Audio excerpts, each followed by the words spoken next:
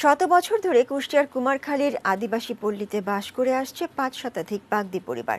তাদের উচ্ছেদে আটঘাট বেঁধে নেমেছে একটি প্রভাবশালী চক্র। প্রতিবাদে রাস্তায় নেমেছে তারা। পরিবার পরিজন নিয়ে তাদের দিন কাটছে উদ্বেগ উৎকণ্ঠায়।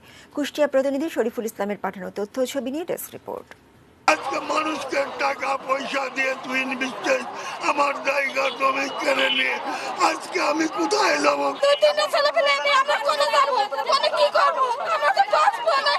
উচ্ছেদ আতঙ্কে এভাবেই একাধারে প্রতিবাদ ও কষ্টে ভেঙে পড়া বাগদি সম্প্রদায়ের মানুষদের।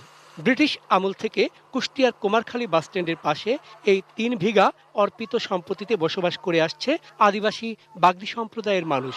জমির খাজনাও পরিশোধ করে আসছে তারা। হঠাৎ করে ভূমি বন্দোবস্তের নামে বুধবার বেলা ১১টার দিকে কুমারখালী পৌর এলাকার প্রভাবশালী তুহিন বিশ্বাস দলবল নিয়ে আদিবাসী পল্লী দখল করতে যায়। বসতভিটা হারানোর উদ্বেগ উৎকণ্ঠা নিয়ে রাস্তায় নামে বাগদিরা। বিক্ষোভ মিছিল ও মানববন্ধন করে উপজেলা নির্বাহী কর্মকর্তাকে স্মারকলিপি দিয়েছে তারা। শেষ রক্তবিন্দু দিয়ে হলেও আশ্রয়স্থল রক্ষা করতে চায় আদিবাসী পল্লীর মানুষ। আমাকে অত্যাচার করছে, ভয় দেখাচ্ছে, হুমকি আমকি দেখো যে ডিজার দিয়ে উঠাই দেবো, ভেঙে দেবো। আমাদের উঠাই দিবে, আমরা যাবো কোথায়? কেউ না স্যার জবাব দিল, স্যার আমরা কোথায় যাবা তুমি আমি জানি না।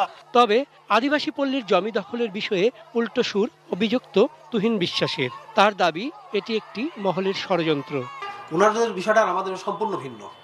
এটা ইচ্ছাকৃতভাবে মানে আমার সঙ্গে আমার মান সম্মান ক্ষুণ্ণ করার জন্য একটা মহল ওনাদেরকে উস্কাইয়া দিচ্ছে। তবে প্রশাসনের কর্মকর্তাদের আশ্বাস, শত বছর ধরে সরকারি জমির বন্দোবস্ত নিয়ে বসবাস করছে আদিবাসী পল্লীর বাসিন্দারা। আইন তাদের পক্ষেই কথা বলবে।